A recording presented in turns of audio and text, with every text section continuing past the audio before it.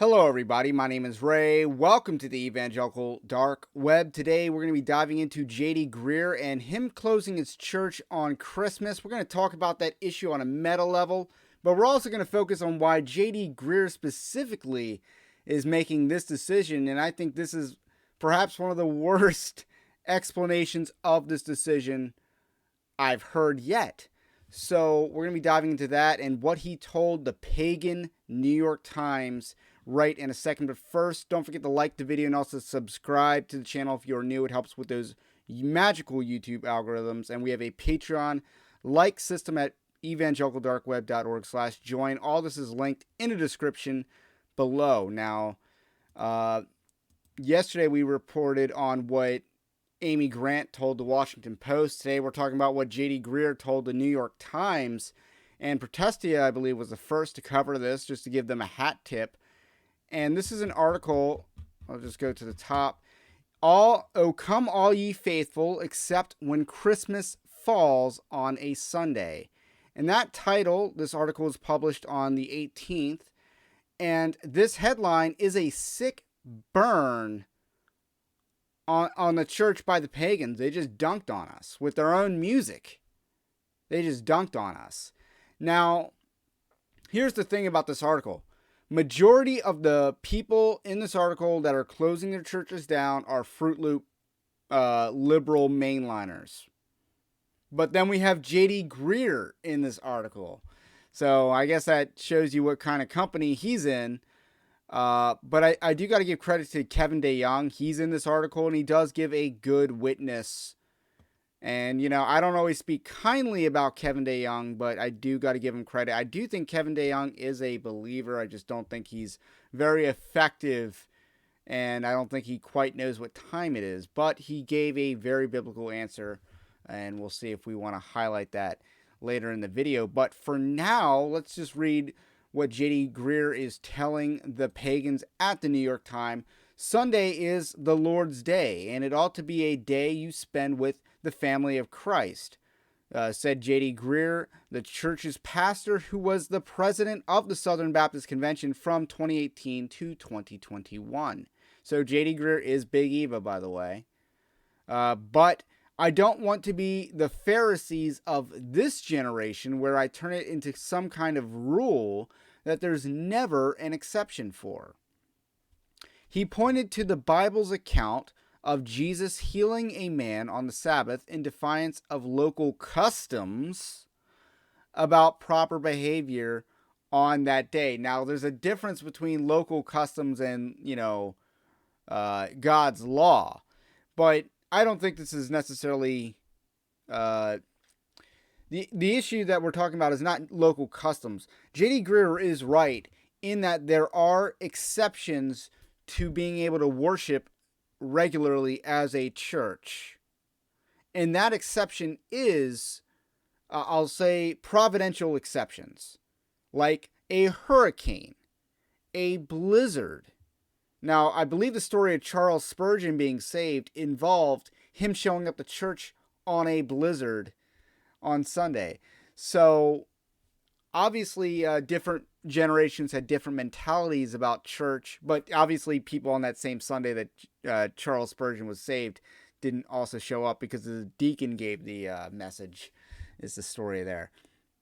Now, there are providential exceptions. Weather, your war perhaps,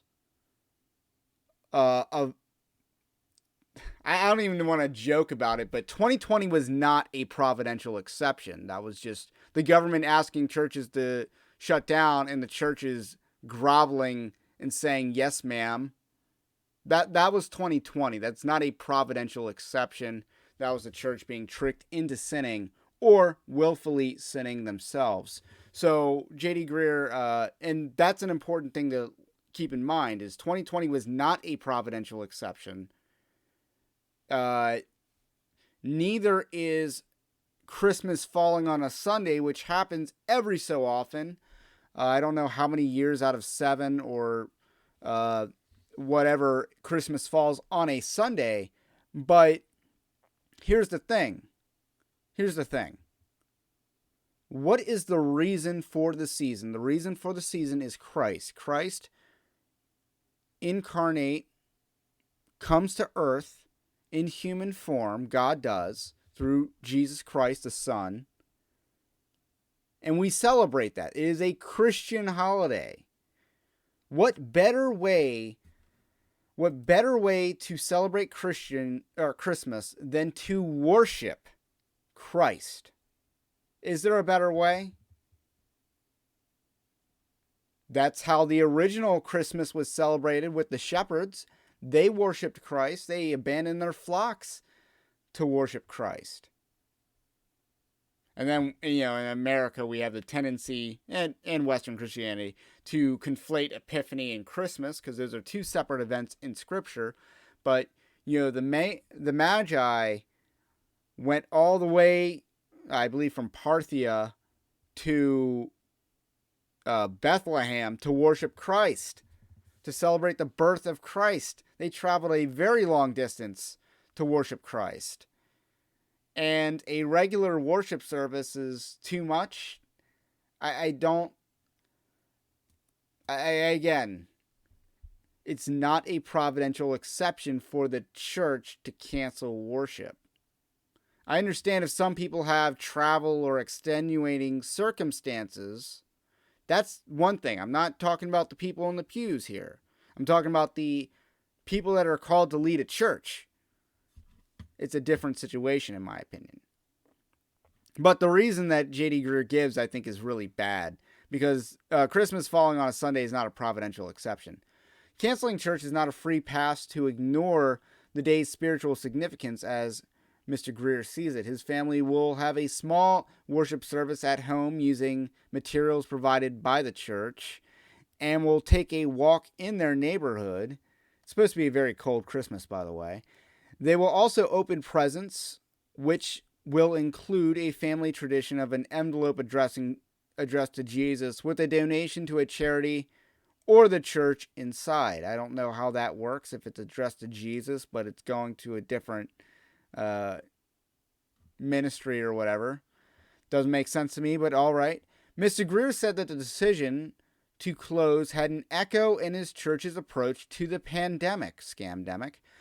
When Summit closed its facilities for most of 2020, you can almost look at COVID at lockdown as a year of exception, he said. So he sees an exception, just like he saw in 2020. And what he saw in 2020 was incorrect at the time. And what he sees now is just that mentality that he had in 2020 resurfacing in 2022. Lessons have not been learned by J.D. Greear. Lessons have not been learned.